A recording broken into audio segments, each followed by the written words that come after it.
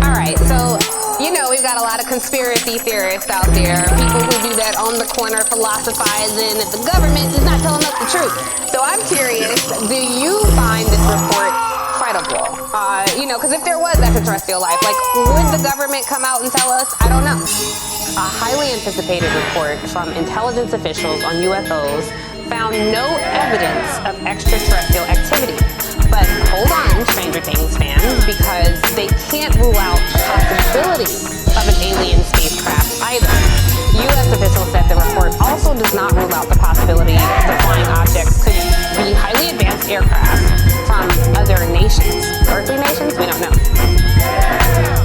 As we reached the top of the mountain, a wheel, or what you call an unidentified flying object, appeared at the side of the mountain, and I was called from the wheel to come up into the wheel. 3 metal legs appeared from the wheel, giving me the impression that it was going to land, but it never came over the mountain.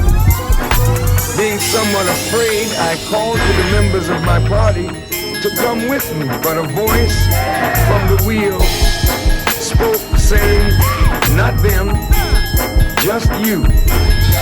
I was told to relax, and a beam of light came from the wheel, and I was carried up on this beam of light into the wheel.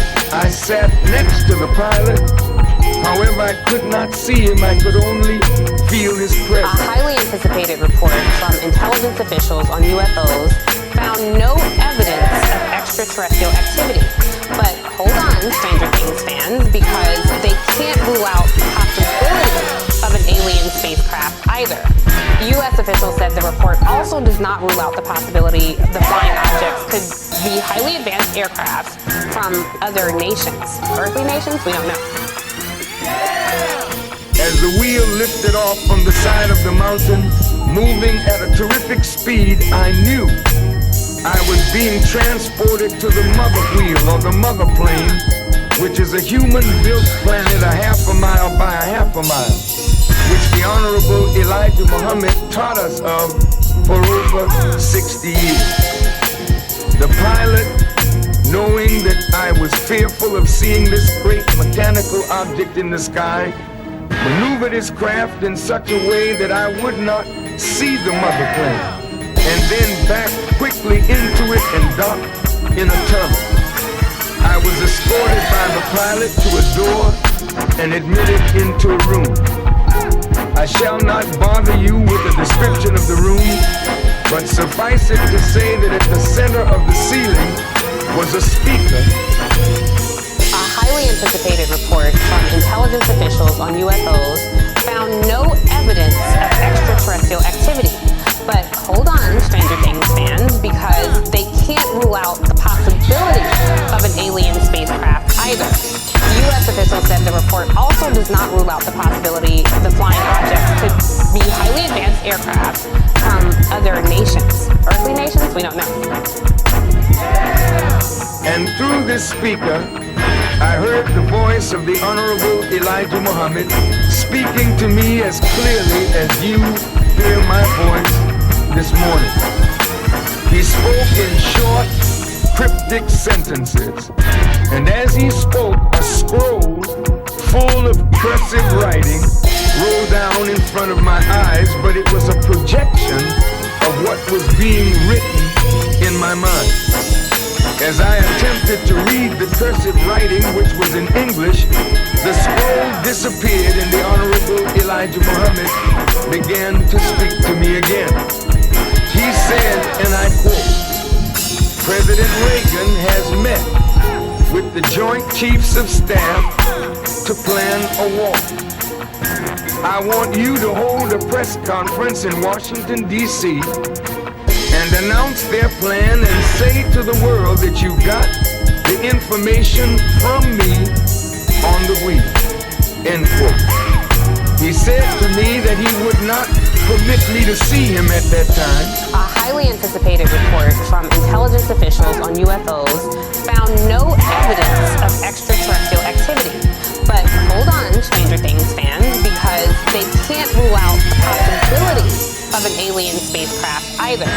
U.S. officials said the report also does not rule out the possibility the flying objects could be highly advanced aircraft from other nations. Earthly nations? We don't know. He said that I had one more thing to do, and when that one more thing was done, I could come again to the wheel, and I would be permitted to see him face to face. He then dismissed me, and I entered the small wheel, and the pilot, whom I still could not see, moved the craft out of the tunnel and took it up to a terrific height and maneuvered his craft that I might look down upon the mother wheel. And I saw a city in the sky. With great speed, it brought me back to Earth and dropped me off near Washington, where I then proceeded into this city to make the announcement. After I awakened from the vision, it seemed to vanish from my mind. However, on the morning of September the 19th, 1985, a great earthquake struck Mexico City, and it was felt as far away as Tepoztlan, the little town where I was staying. The earthquake brought the vision forcibly to my mind. A highly anticipated report from intelligence officials on UFOs found no evidence of extraterrestrial activity. But hold on, Stranger Things fans, because they can't rule out the possibility of an alien spacecraft either.